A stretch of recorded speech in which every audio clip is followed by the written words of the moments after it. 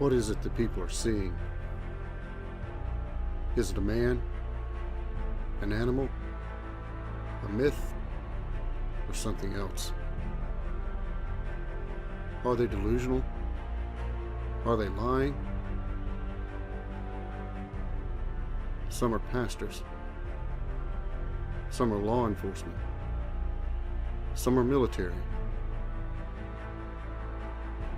If they are delusional liars, why do we trust them to lead us to God? To put people in jail and to protect our way of life? Why are their words and actions good enough for that? But when it comes to experiencing something out of the ordinary, something fascinating, something possibly terrifying, they become a fool, a joke, an idiot. Not here. We are the Big Dog T2B. Welcome to the show. Good evening, everyone. My name is Jack, and I'm here with our founder of Big Dog T2B, Nathan Bowling. How you doing, Nate? I'm good, Jack. Doing really good. Our guest tonight is Jim. Jim is one of our lead investigators. How you doing, Jim? Doing great, Jack. So, Jim, can you do the audience a favor and tell us a little bit about yourself and what got you started in all of this? Sure. I'm 61 years old. I grew up in North Alabama. Been an outdoorsman all my life. I've hunted, fished, hiked, and camped pretty much all over the Southeast. Always been an avid, outdoorsman. Never really gave Bigfoot too much thought. I mean, I got interested in the subject back in the early 70s as a young guy. In my mind, Bigfoot, there was such a thing that they were all out on the Pacific Northwest, so never really gave it too much thought. Things went on through my life. A few things happened that I had trouble explaining at the time, and I just kind of blew it off. And a few years ago, a friend of mine and I were doing some night fishing on the Tennessee River down between Huntsville and Decatur, Alabama, and about 1 o'clock in the morning. As it goes when you're fishing, occasionally you'll hang a lure up in a tree. My partner did that, so I trolled the boat over near the bank, and he got his bait out of the tree, and I trolled us back out about 50, 60 feet off the bank and straightened the boat up and started to troll downstream so we could continue to fish. Had a little cap light on, so I could see what I was doing. Of course, it's, 1 o'clock in the morning, just a little moon, pretty dark. Out of nowhere, a rock the size of a volleyball hits about 20 feet in front of the boat. And keep in mind, I'm 50 plus feet off the bank, Well, needless to say, pulled up the trolling motor, cranked up the outboard, and got out of there. Didn't think too much about it. Rocks roll off cliffs sometimes, But the next year, about the same time of year, we were in the 300 yards of the same place. Had another rock thrown, and this one I saw hit about 10 feet in front of the boat. So my partner, who's a diesel mechanic and a little hard of hearing, he said, "What on earth was that?" And I said, "You remember last year, the rock?" He said, "Yeah." I said, "It's another rock." He said, "Where are we going?" I said, "Anywhere but here." So we've never been back down there at night.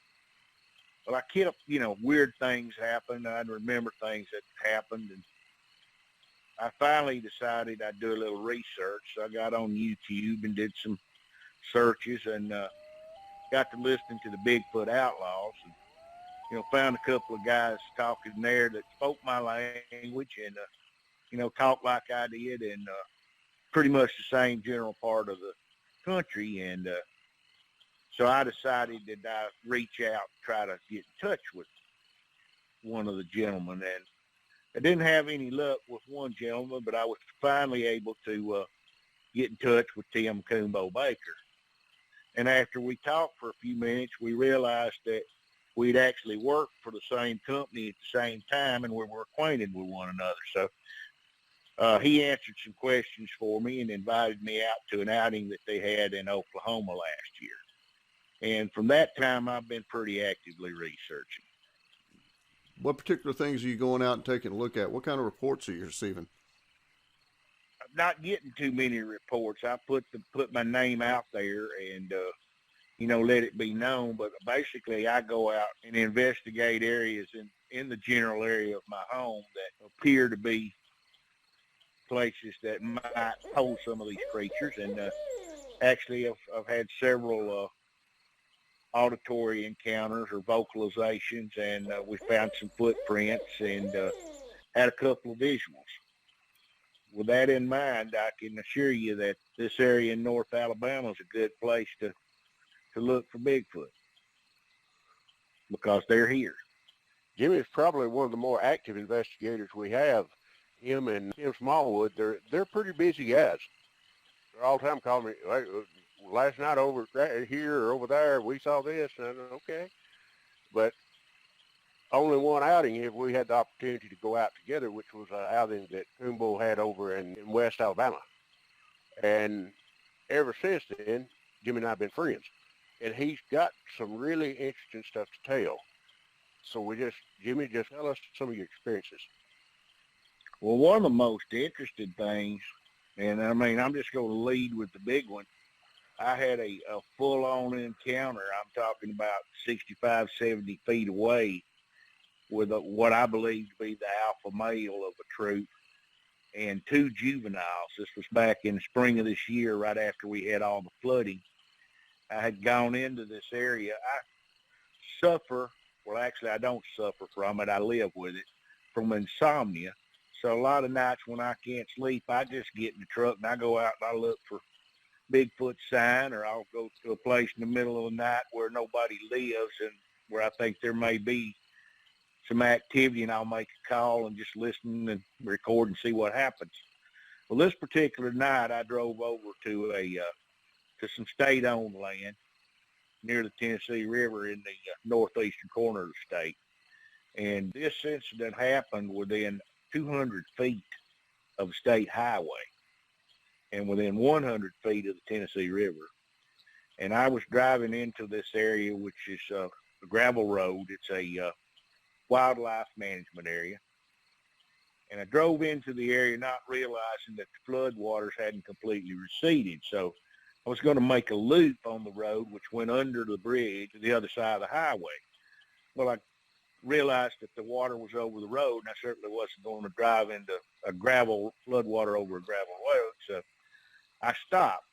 And by the time I stopped, this booger stood up about 65, 75 foot in front of the truck, just to the right.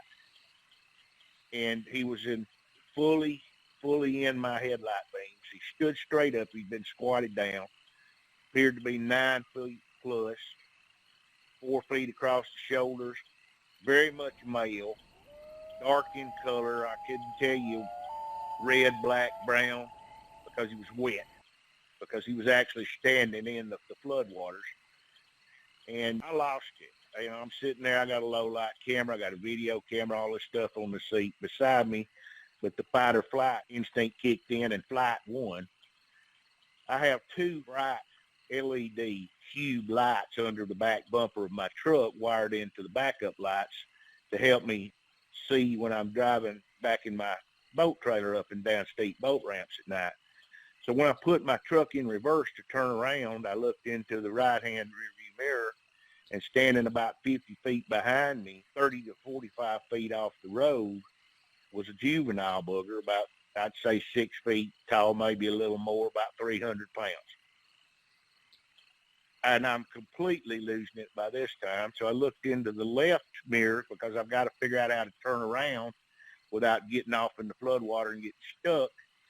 And behind me, opposite, this one on the right side is another one almost equally spaced. And I realized that I'm sitting in the middle of a triangle-shaped kill box, and I have interrupted this hunt.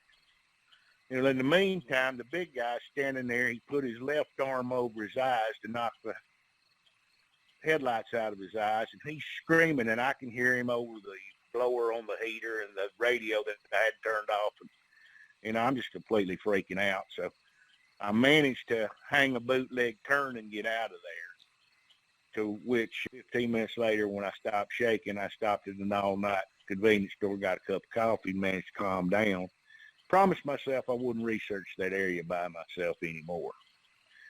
Well, long story short, a few weeks later, Tim Smallwood and I went back to that area. We ran into a local law enforcement officer and his son who were fishing about half mile downstream from where I had the encounter.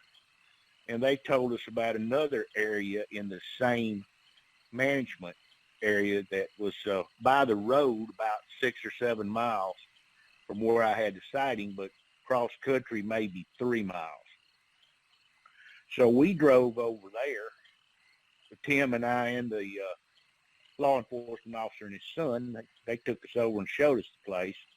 And we actually found some pretty good tracks that night, one of which I'm not a track expert by any means, but Kumbo seems to think that it's a female type 2 track and that the other one might belong to a type 2 juvenile.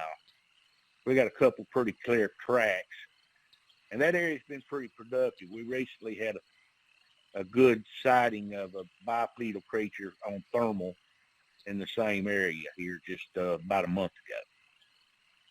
So, you know, I'm working that area. I've got a couple of areas over west of Huntsville in the Wheeler Wildlife Refuge where I've gotten audio responses to my calls, but I've never actually seen anything. And the area is so grown up and brushy that it's almost impossible to find a track.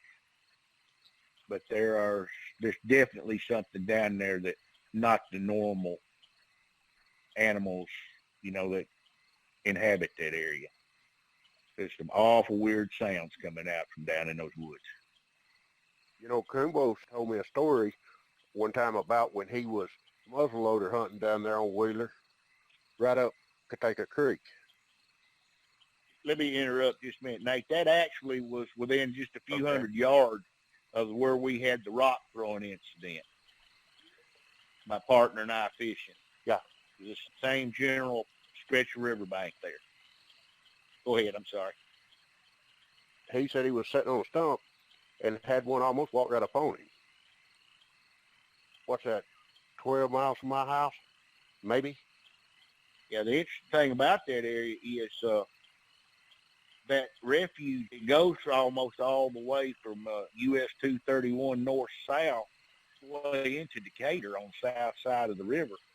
And it goes quite a way from the riverbank back before there's any roads, paved roads. In places, it's 2 or 3 miles to a house. But there's a lot of activity down there. Well, you know, that's right straight across the river from Redstone Arsenal. Mm-hmm. And I had a report here a while back from a guy that lives here close to me. He delivers equipment. This is what he told me. I hadn't looked into it because I really don't know how you would look into something on a military base. But he went to pick up a piece of equipment on the south end of Redstone, which is right across the river from where we're talking about. And he had parked at a gate, and the people that had the piece of equipment rented was not there. So he was waiting, and it was getting dark. It was fall, but it was getting dark, and something approached him. Well, he called his boss and said that he was going to have to come back the next day and get the piece of equipment, that he wasn't waiting down there by himself. This is where the hearsay comes in, because I know that part of it is true. Now, Redstone has a civilian police force, and then they got military police. Now, one of the civilian police, a lady, went down there to investigate because his boss had called and told him that he had experienced somebody walking up on him, somebody in the woods down there, and there wasn't supposed to be anybody there. She went down there, and for whatever reason, she ran off and left her car. She had walked back up the road, and for some reason, she wouldn't go back down that road to get her car. She called for backup, and they were sending somebody to get her to go down with her to get her car, and the military police came on the radio, told them to stand down, they would retrieve the car. You know, other than being interesting hearsay, the point of this is it's all in the same geographic area. Not only that, Nate, Kumbo worked out there for NASA on that base for many years and was out on the test ranges, which go all the way down nearly to the river. he had numerous eyewitness reports that he made himself and other people in his group of seeing them out there on that base, seeing them both through the military-grade night vision and on thermal and visual sightings. So it's pretty well established that there are boogers on Redstone Arsenal. Well, you know, there's a sighting that you can look up on the BFRO thing called the Madison County Monster. And there was a guy was staying at Marriott Hotel over there at Space and Rocket Center, had a second floor room, and saw one standing in the woods right behind the Marriott Hotel, which is about 200 feet from the fence. Yeah. And behind there. Him and the hotel security went down and found tracks where he said it was standing. And, you know, that river right there where we're talking about, I've skied that river a lot of times. And other than right in the barge channel, there's places in that river right there, and the barge channel's not that wide. There's places I can stand up there. Oh, yeah, it's not real deep. Way out in the river. Yeah. So forging, crossing the river wouldn't be a problem. Well, they only guarantee, the Corps of Engineers only guarantees 8 feet in barge channel. So there's places it could be as shallow as 8 feet. Normally down there it runs in the 20s. I've fished all up and down it in the main channel. But once you get out of the channel, it goes up quick. It gets real shallow real quick. I have a question about running into this law enforcement official. It's one that I struggle with sometimes. How did the subject of boogers come up between you and this law enforcement official? And do you know if he happened to be county or state? He was county, and he was not from the county that we were in. He was down there strictly as a doing recreational fishing with his son. They were catfishing at night on the riverbank, and they had a little fire built. But the first thing we noticed was his AR-15 he had slung over his shoulder. What's got you spooked that you think you need an AR down here? Of course, I had a 40 caliber pistol on my belt, and Tim had a 40 Glock on his, so it wasn't like we were ungunned. And of course, I had a semi-auto rifle in the truck as well. But the guy said, there's wild hogs and other things down here. Well, the other things intrigued me, and I said, what kind of other things? And he looked at it, kind of funny, and I said, hey, we're down here looking for Bigfoot. You're not going to surprise us or embarrass us. He said, oh, well, let me talk to you. And he just opened up, told us a few things. And like I said, he wound up taking us around to a different part of the area, and that's where we actually, the same night, found tracks. Of course, we invited him to go with us again, gave him a phone number and whatnot. We haven't heard from him anymore. Most of the guys in law enforcement are a little bit on the nervous side about being too deeply involved in it, looking for Bigfoot. That's one of the things that, if you look at some of the old Grover Krantz stuff, they said they supported him by not firing him, and that doesn't happen too often with law enforcement. It's easy to get on the wrong side of that. Just for general info, how old do you think his son was? He was senior in high school, somewhere in that neighborhood. He didn't say that. I'm just guessing that, somewhere 18 to 20 years old, be my guess. He wasn't a kid, but he wasn't a grown man either. But they told us about seeing something large across the road between where they were down the river and the access to the highway on all fours that they thought was too big to be a wild hog, which in my mind, it could only be one of two things. It's too big to be a wild hog. It's a black bear or a booger on all fours.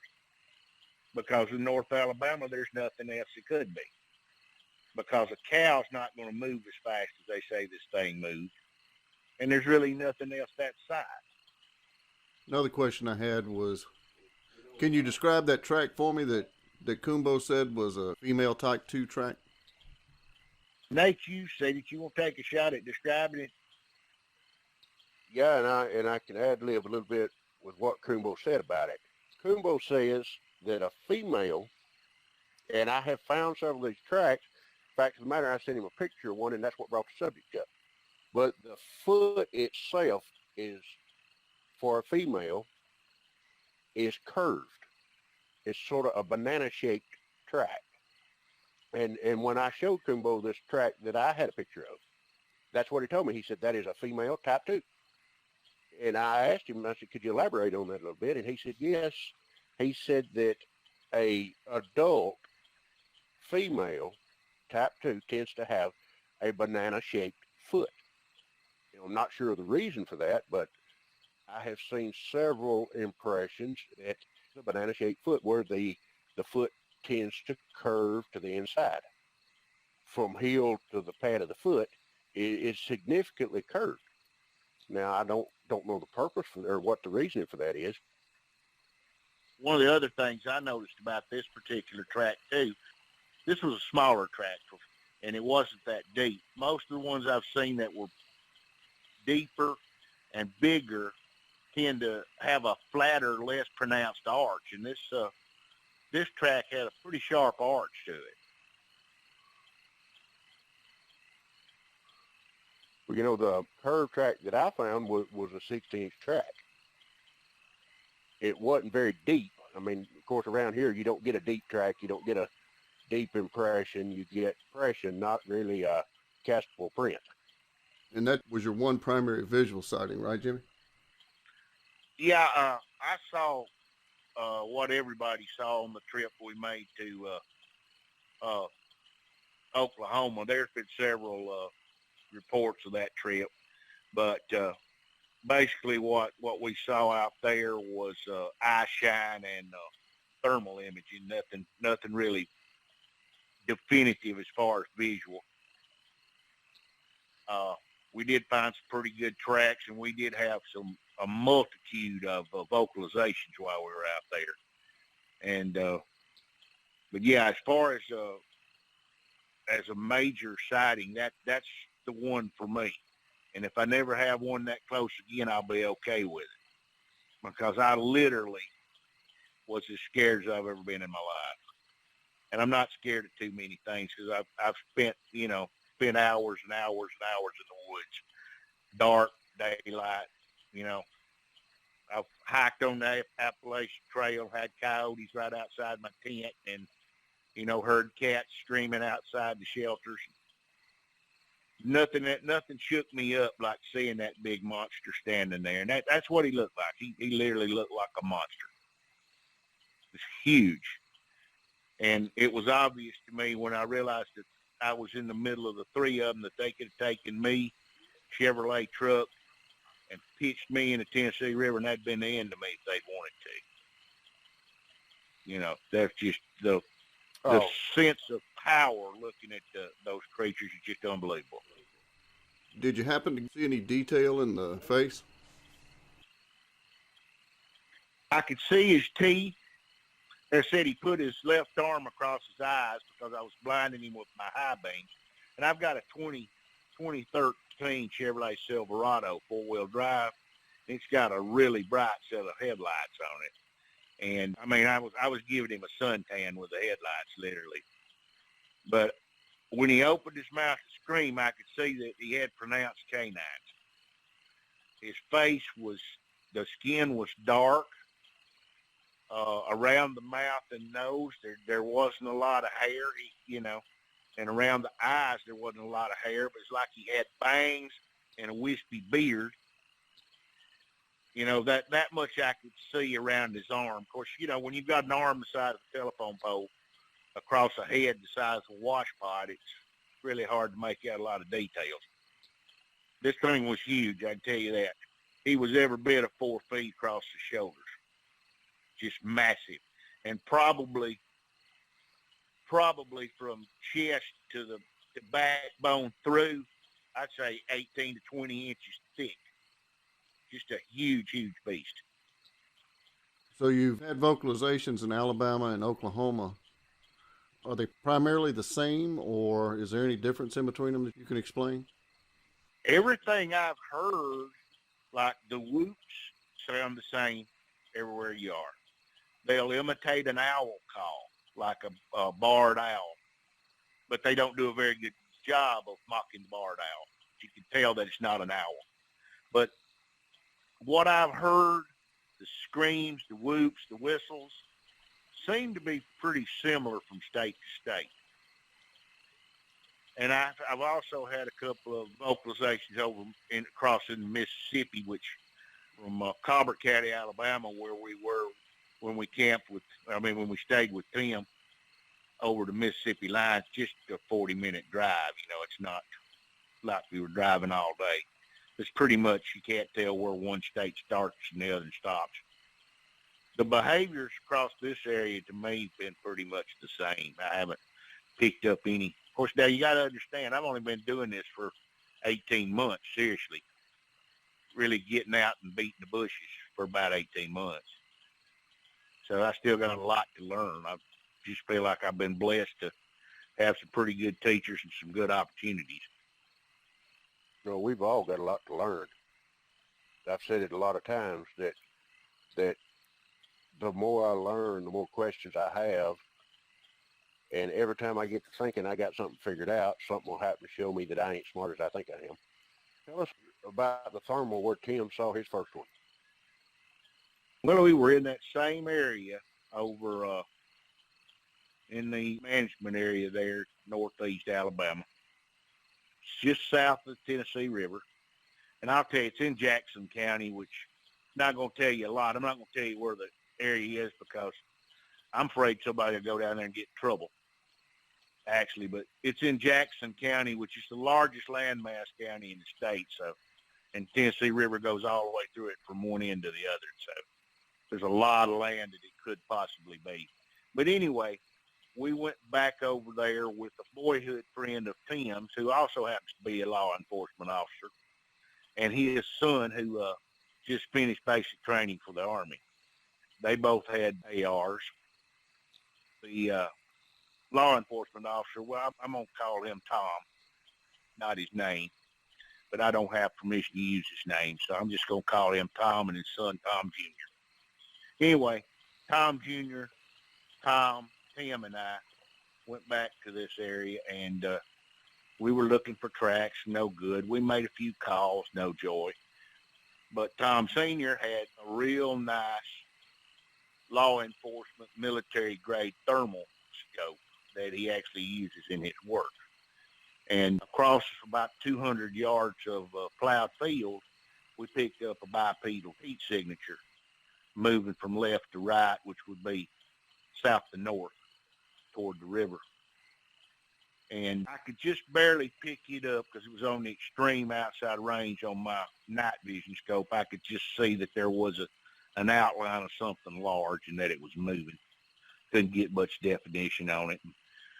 Unfortunately, neither one of those devices records, so we don't have any evidence. But we all got to look at the thermal, and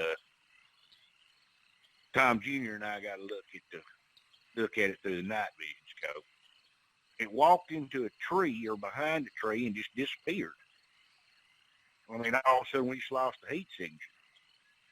Well, that's strange. So we started across the field carefully because it's a plowed field, rough terrain. We didn't want to turn the light on until we got really close. Well, when we got within about 40 yards of the tree, it went from being a plowed, cultivated field to like just a green meadow. And we got a little bit closer yet, and then that green meadow had about 6 inches of water standing in it. And when we got up to the tree where the thermal image had been, there was nothing. What we think happened was when we started moving toward it, that it belly flopped into the water, which killed the heat signature and moved into the tree line on all fours. But we did get a good look at it, both on thermal and through night vision. And it was massive and moving, like I said, south to north toward the river. No tracks because it's packed grass, you know. Wish I had a little better research equipment, so, a thermal that records or something. Yeah, that's a game changer. Having, even like that little thermal I got, you can take pictures and you can record. The one Jay's got a little better resolution, but there again, it doesn't record, but basically the same boat that y'all were in that night. Jimmy and I was left here one night and went down to the lower end of Newsom Sinks and walked up through there, and we stopped at this little place called the Coal Hole. And we'd been sitting there about 5 minutes, and two deputies in one vehicle pulled in behind us, checked us out. And they said, well, what are y'all doing here? And I said, you won't believe you if I told you. He said, well, try me. I said, we're Bigfooting. He said, what? I said, yes, sir, we're Bigfooting. And I sat there with a thermal in my hand. He said, no. I handed it to him. I said, here, look through this. He looked through it, and one was an older guy, and one was a younger guy. Well, we asked them, we got out talking to them after they checked us out. We stood there for, 20 minutes, Jimmy, and the older guy, the young guy, he thought it was just, you could tell that he thought it was just ludicrous. But the older guy, I asked him, I said, you ever get any strange reports? He said, well, this is the east side of Morgan County. And then he started asking us questions.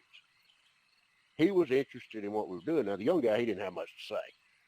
But he changed his whole attitude when the old guy started asking us questions. I mean, you could tell he wanted to make fun of us at first, and then his buddy wasn't completely out on the subject. So it makes you wonder what they wasn't telling us. Because I know up at the Malone residence, one night they called Morgan County, and they came out, 2 carloads of them, and they was walking around behind this old house trailer looking around, and something ran them back out of there. They went in the car and said, we got another call, we got to go, and they have not been back.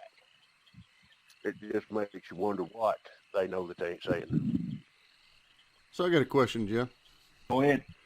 Were you with Nate and Kumbo and that group the night that they took that thermal image? We got another YouTube video up that shows what might be 3 or more in a thermal image.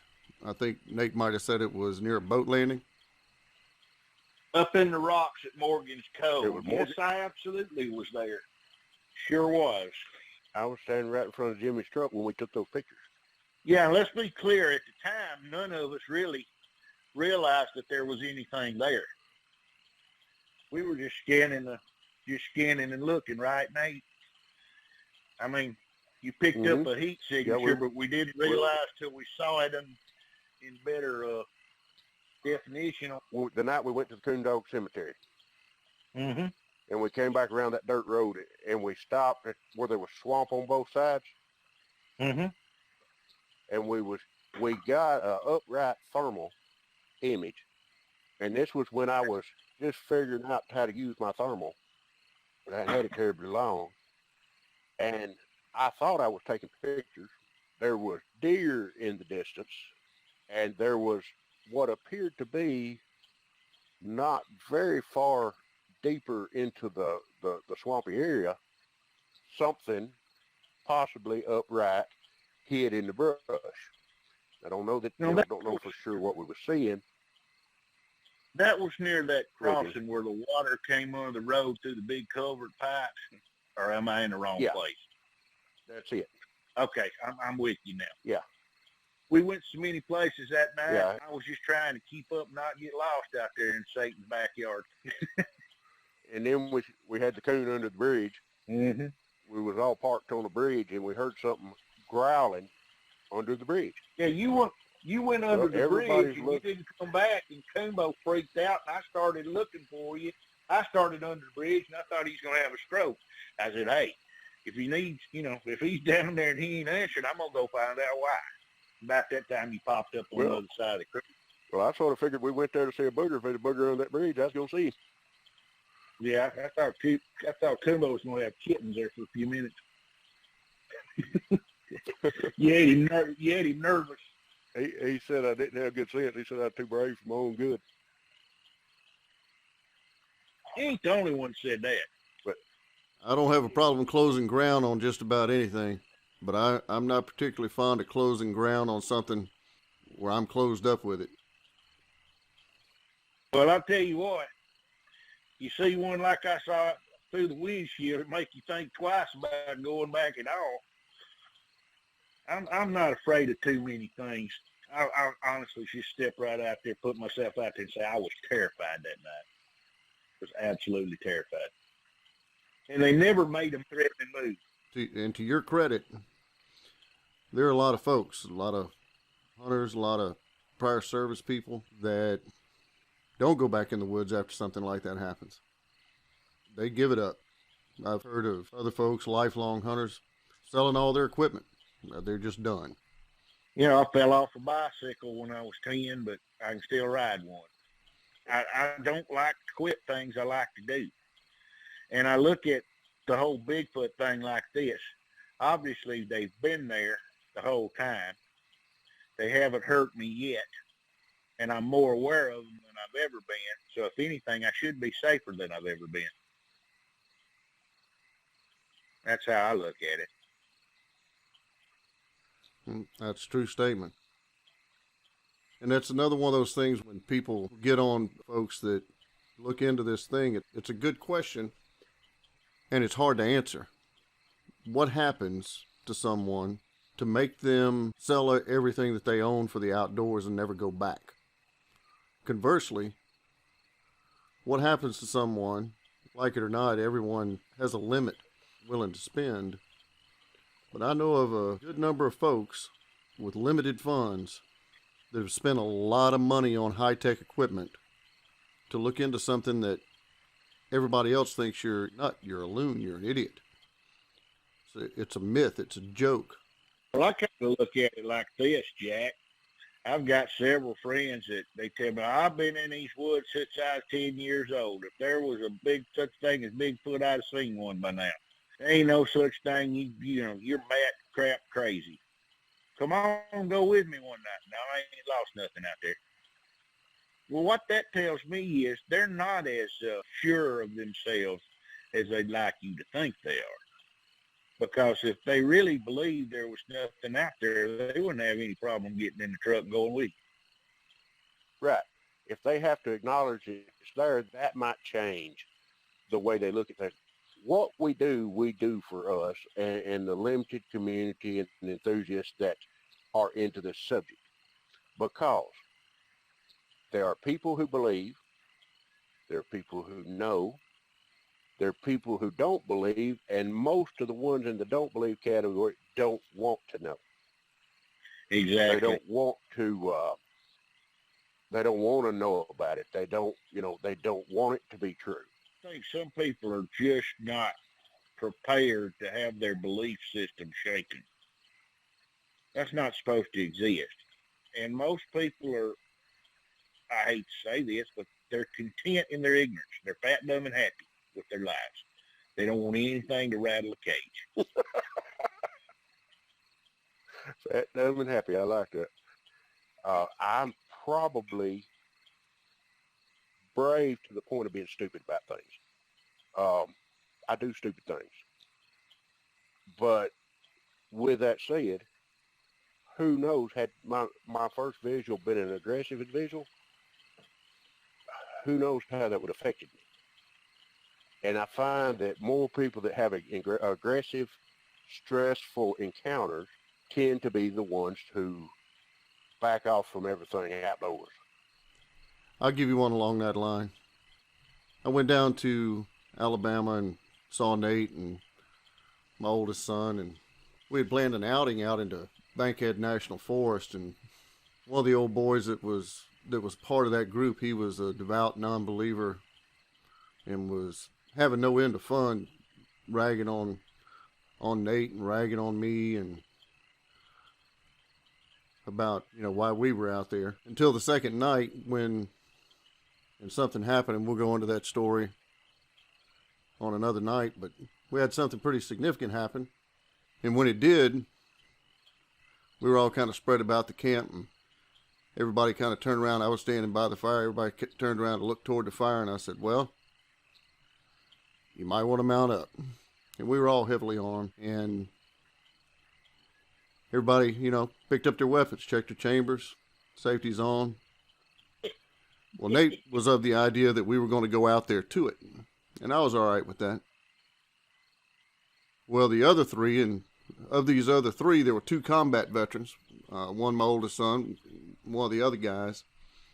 And the other guy that was having a lot of fun with us, he's a cadre training guy. And it ended up that the only two that were going out there had any inclination to go out there were me and Nate. And I looked at Nate after the three of them said that they were backing out. I said, everybody else was happy right where they was at. that's fact. And nothing against them. You know, especially my son, he was out there with a back injury. He couldn't get around. I'm surprised he made it in there and made it out as far back as we were and as rough as the terrain was.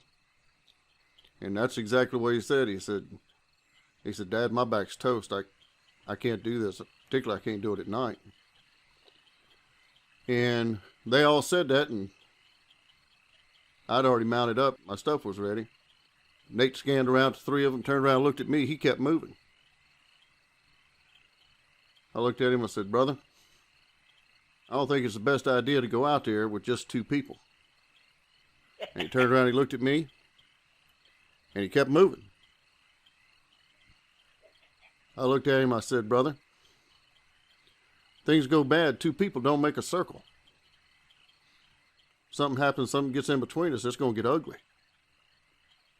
And he looked at me and he kept going. He kept getting his stuff ready, kept moving.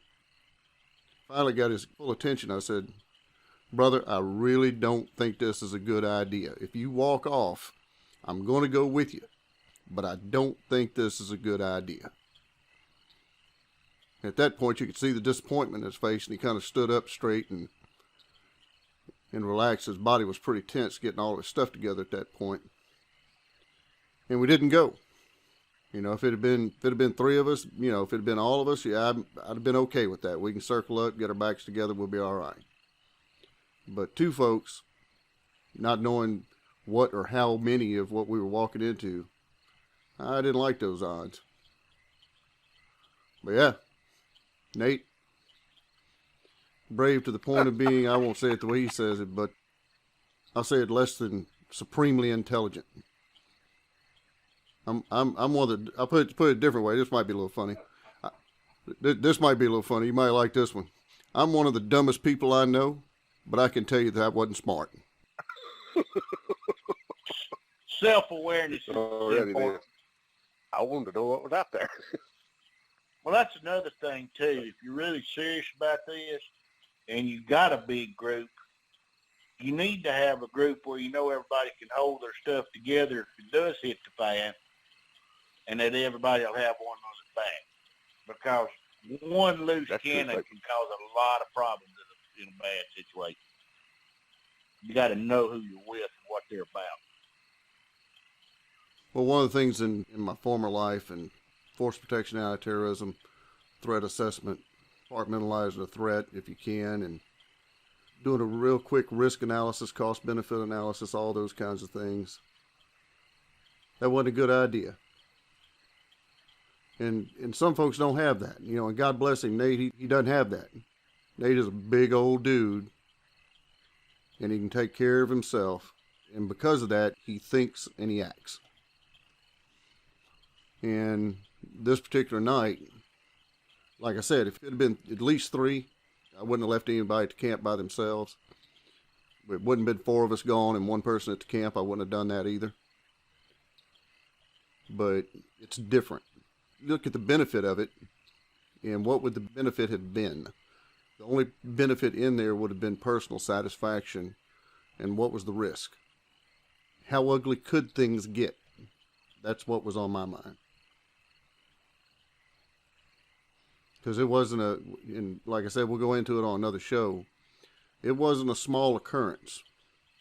The one old boy that had been taking so much pleasure and giving us so much grief was actually about 4 feet from me when it happened, and his eyes just about came out of his head, and his jaw just about hit his chest. So, I guess at some point, Nate, we might want to get those guys on, or maybe at least one of them, and can talk about what happened that night. Yeah, we need to, because you made a good point, but then you go into the thermal that I took that night that we've got posted, and the fact that that thing right there in the lower corner of that picture that turned and walked out of the video, that was how far from me, and standing right behind me, and none of us knew it was there. And it was not yards, it was feet. Yep, I'd say less than 50 feet. Anywhere from 30 to 50 feet, maybe closer than that. And the thing that I'm talking about, because if you remember it right, it wasn't but about 45 minutes, maybe an hour and a half later, that the bigger thing happened that caused all that. When I said, well, you might want to mount up. That wasn't but about 45 minutes, maybe an hour and a half later. And the thing about it, there was at least a strategic notion in what they were doing, because there were the two out there that had my attention low to the ground. There was the whatever peeping out behind the tree on the other side that you were watching. And while we had our attention on these two, whatever they are, this other one moved in within 50 feet. If it had rushed us, if that had been its intentions, I probably, and I'm quick, I had that 45 long Colt and a cross draw, and I still had my hammer thong on it. So I don't get it out in time.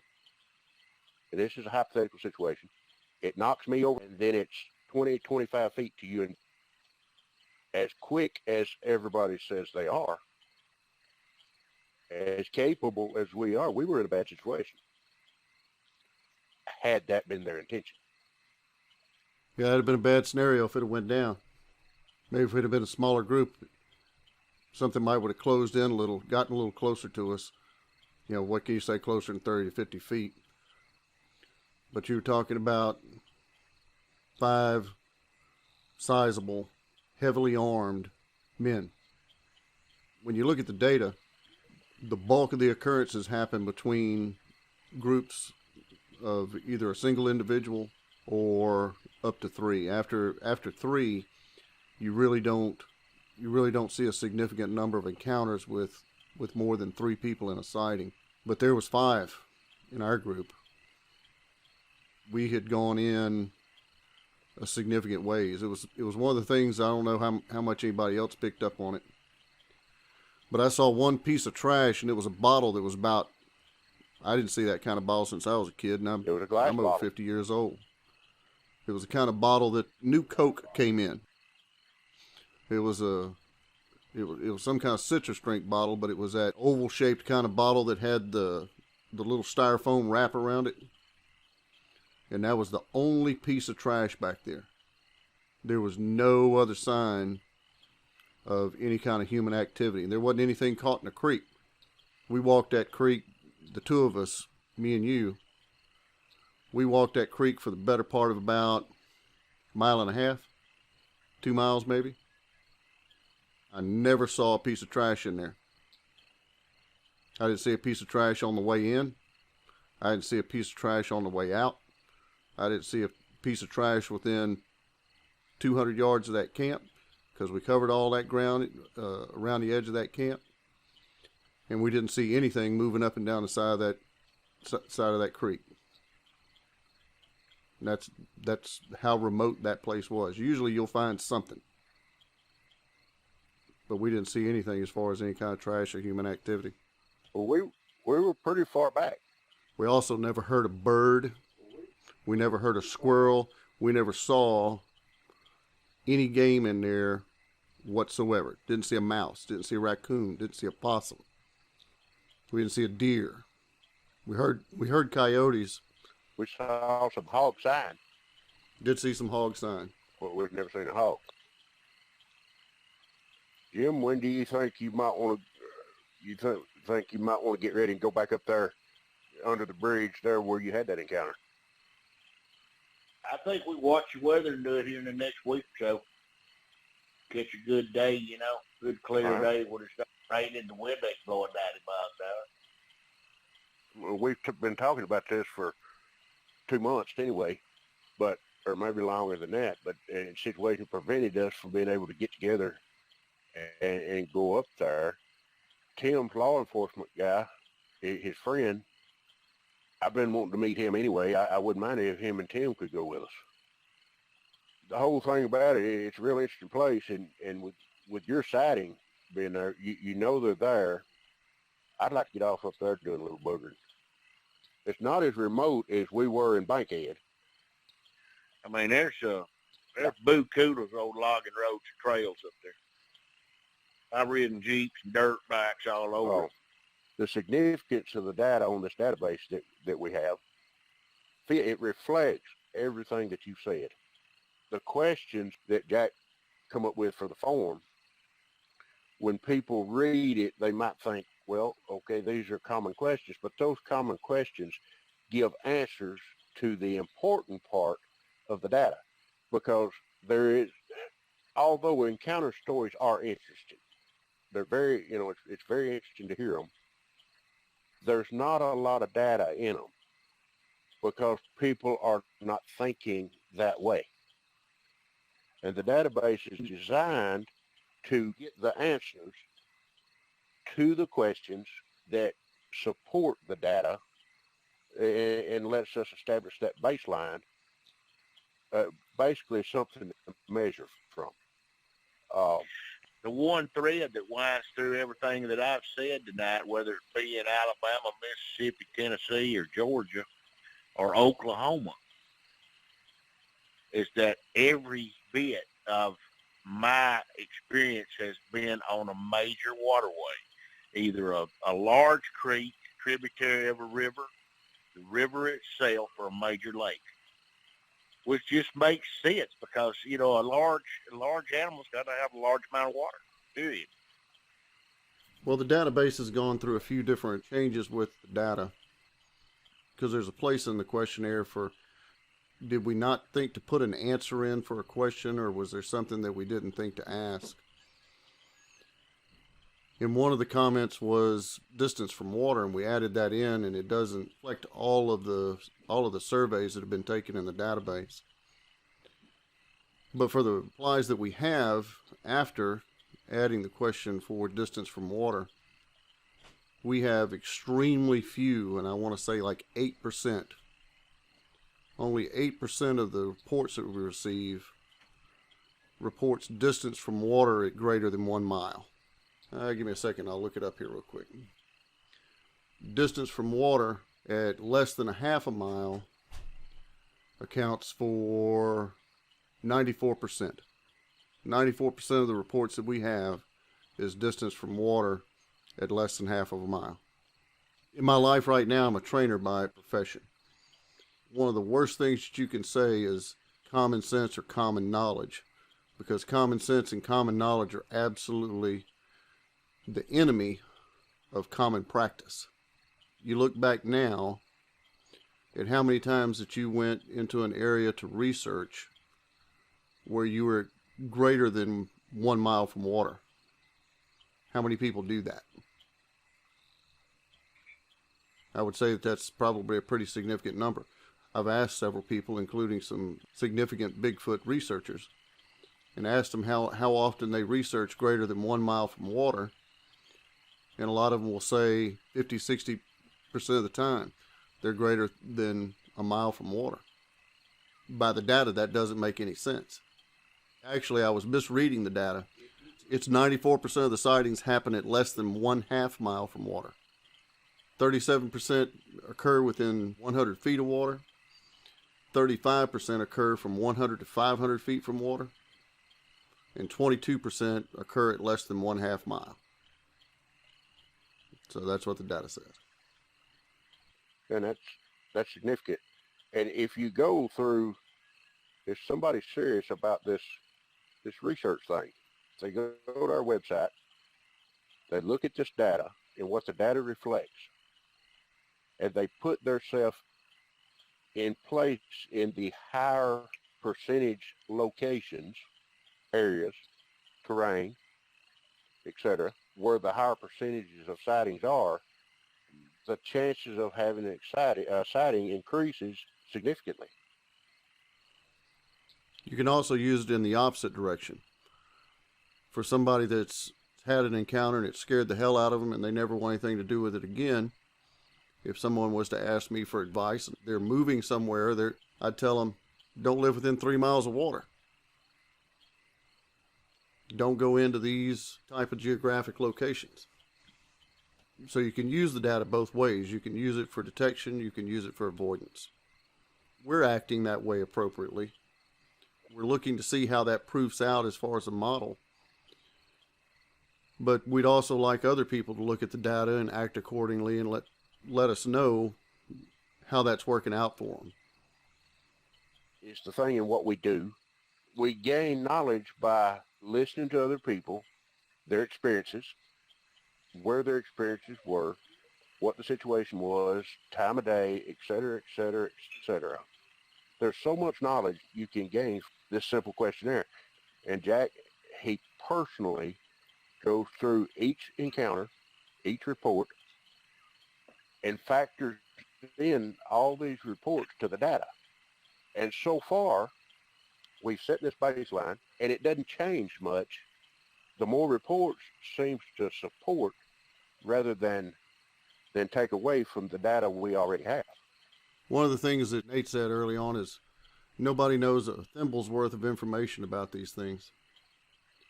And what we've done so far is we've poured roughly 190 thimbles together into one cup. And that might be enough to quench a little bit of thirst. So that's just another thing to think about. Well, fellas, we're running up about an hour. That's where we probably start to test the patience and good nature of our listeners. So at this point, I'd like to ask Jim, you got anything to add, Jim? No, we covered a lot of territory tonight. I appreciate you guys having me on and the opportunity to share some of the experiences, and hopefully something was said that somebody can gain some knowledge or some insight into this subject. And certainly want to encourage people, to be smart, but be curious. If you're interested in this, try to learn more, learn as much as you can, and like I said, be curious, but be smart. Don't put yourself in a dangerous situation. Knowledge is power. Learn as much as you can. Surround yourself with good, capable people, and have fun with it. That's good advice. Anytime Nate steps out, him or one of his party always goes into Google Maps and sends me a GPS location tag from Google.